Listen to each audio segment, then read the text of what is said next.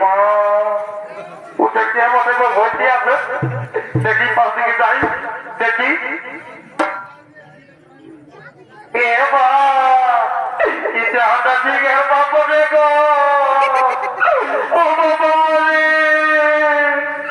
কি করতে কি হলো রে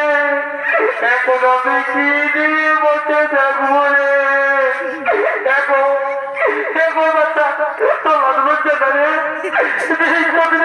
চেষ্টাই করে দিলে এখন আমি কি দিয়ে থাকবো গো কি খাবো আমার পরশুদিন মন খাই আজই বুঝাবো তোমার স্ত্রী ছিল বুঝতে এলো কি বলে দেবো দুঃখের কথা কি খাবো আমার